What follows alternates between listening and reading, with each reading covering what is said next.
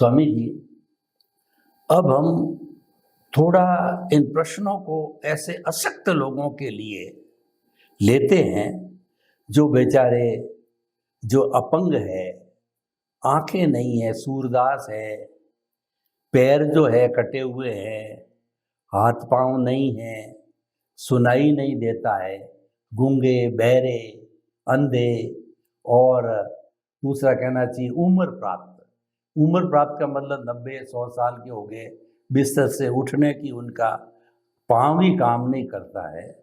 तो ऐसे व्यक्ति जो है, अगर अध्यात्म विज्ञान को अपनाए तो उनको क्या करना चाहिए, उनको कैसे सुकून मिलेगा? क्योंकि सहज सरल सुगम है, वो लोग कर सकते हैं, क्योंकि समझ तो खुली है। जिसकी समझ होती है उसको दृष्टि विज्ञान मिल जाता है, कोमा वाले को न मिलता होगा, लेकिन समझ खुली वाले को तो मिल ही जाता। तो कृपया ऐसे एक्यूट लोगों के लिए अध्यात्म विज्ञान कैसे इफेक्टिव हो सकता है कि वो भी इसको अपना सकते हैं, तो कृपया उसके बारे में थोड़ा मार्गदर्शन दीजिए। देखो, विज्ञान शब्द ऐसी बात है कि कोई भी व्यक्ति सुन के समझ के इसका उपयोग कर सकता है। उसमें कोई टर्म्स एंड कंडीशन नहीं है। कैसे भी करके कहां से भी उसको विज्ञान मिलना चाहिए, और वो विज्ञान मिलने के बाद वो दृष्टि में उसको फीड करना है, खुद की दृष्टि में, और फीड करके उसको उपयोग करके अनुभव कर सकते हैं। इसमें और कोई कंडीशन नहीं है। और अगर क्वेरी है तो प्रश्न करके उत्तर ले सकते हैं। तो यहाँ धर्म में जिस प्रकार से गुरु को मानना पड़ेगा, शिष्य बनना पड़ेगा, आज्ञा का पालन करना पड़ेगा, क्रियाकांड करनी पड़ेगी, उनकी सेवा या वच करना पड़ेगा, उनकी आशीर्वाद कृपा लेना पड़ेगा, ये सब कंडीशन आध्यात्म विज्ञान में नहीं है। तो इसीलिए आध्यात्म विज्ञान वो हमारी स्वतंत्रता को खुला करने का विज्ञान है। और धर्म में कभी स्वतंत्रता खुली होती ही नहीं है, क्योंकि आप हर समय डिपेंडेंट ही रहते हो। तो इसीलिए ये दोनों में ये फंडामेंटल डिफरेंस है। और इसीलिए अगर कोई भी व्यक्ति आज भी विज्ञान समझने की कोशिश करता है, और कहीं से भी उसको विज्ञान सुनने को मिलता है, समझने को मिलता है और उपयोग करता है, तो अनुभव होगा ही। ये कोई चमत्कार की बात नहीं है कि मैं ब्लेसिंग दूंगा तो ही उसको अनुभव होगा, ये जरूरी नहीं है। साइंस में ऐसा नहीं है, धर्म में ऐसा है। साइंस क्या है? साइंस ये कहता है कि आत्मा के अलावा सभी अवस्था साइंटिफिक सर्कमस्टेंशियल एविडेंस है, और है वो आपको देखना है। और अगर देख सकते हैं तो इतनी कुदरती एग्जाम में पास है, नहीं देख सकते तो आप फेल है। क्योंकि कुदरत का कानून स्पष्ट है, जो मन वचन काया है वो मैंने दिया है कर्मों के भुगतान के लिए। जो मन वचन काया है, इनको जिंदा रखने का काम, हवा पानी खुराक देने का काम मेरा है।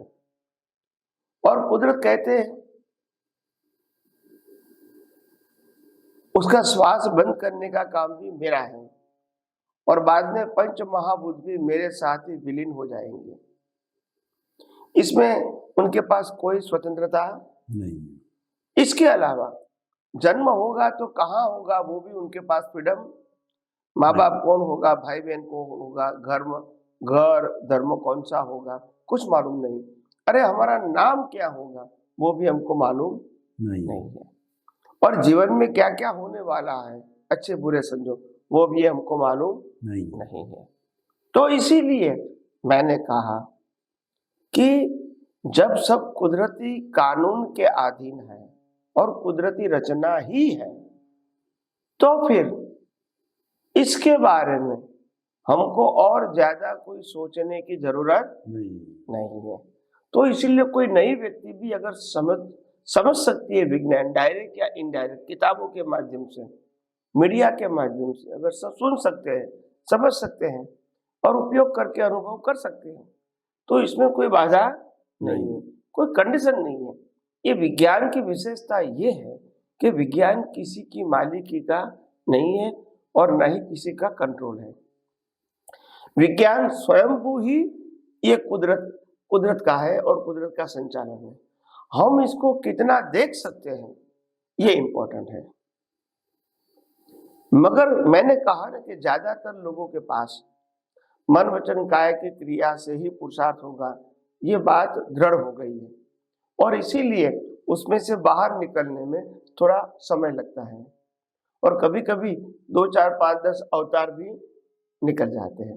तो इसीलिए हमारी स्पीड से तो काम नहीं चलेगा। जहाँ तक आपका विजन फिट नहीं होगा वहाँ तक आप कंफ्यूजन रहेंगे ही। और इसीलिए हमने कहा कि अध्यात्म विज्ञान में हर प्रकार के कंफ्यूजन का परमानेंट सॉल्यूशन है, मगर आपको विज्ञान के अलावा रिलेटिव सत्य को फॉलो करना है, फिर आप परमानेंट सॉल्यूशन मांगेंगे तो पॉसिबल नहीं है। विज्ञान में सिद्धांत के ऊपर ही परमानेंट सॉल्यूशन है, श्रद्धा के ऊपर परमानेंट सॉल्यूशन नहीं है। तो इसीलिए हम ये चाहते हैं कि जो विज्ञान होता है वो विज्ञान सरल, सहज, सुगम और सैद्धांतिक होता है और सर्व के लिए समान होता है, सर्वकाल के लिए समान होता है। हम इसको कितना आसानी से समझ सकते हैं, उपयोग करके अनुभव कर सकते हैं, वो हमारे व्यक्तिगत बात है। तो आइए हम अध्यात्म विज्ञान के माध्यम से और ज़्यादा विज्ञान के बारे में जागृति को समझने की कोशिश करेंगे। स्वामी जी, आपका बहुत बहुत धन्यवाद। आपने बताया कि ये मन वचन काया तथा उससे जुड़ी हुई हर अवस्था मात्र कुदरती रचना है, तो ये आपके हाथ में नहीं है, आपका नहीं है, कुदरत का है। तो इस टॉपिक को टच ही नहीं करना। जब हम इस टॉपिक को टच नहीं करेंगे तो चाहे व्यक्ति कैसा भी हो, चाहे वो अपंग है, बूढ़ा है, बिस्तर पर बैठा है, तो दृष्टि तो उसकी चालू है। तो दृष्टि का ही उपयोग करना है कि मैं इससे मुक्त शुद्ध आत्मा हूँ, खाली यही उसको चिंतन में लाना है। तो धीरे धीरे इसका अभ्यास हो जाएगा तो उसको तो सहज मुक्ति का मार्ग बैठे बैठे जिस परिस्थिति में, क्योंकि वो कुछ कर तो पाता नहीं है, उसके अंदर ही मिलता रहेगा। और इसको कुदरती रचना देखना है तो बहुत सीधी सरल बात है। तो ये आपके कहने का मतलब, जिसकी दृष्टि को खुला करना पड़ेगा, विज्ञान को समझना पड़ेगा और इसको समझ करके और जो है इसका अप्लाइड करना पड़ेगा, उपयोग करना पड़ेगा। उपयोग के बिना जो है वह जो इस विज्ञान को प्राप्त नहीं कर सकता। बहुत सुंदर आपने स्पष्टीकरण दिया। स्वामी जी, आपका बहुत बहुत धन्यवाद।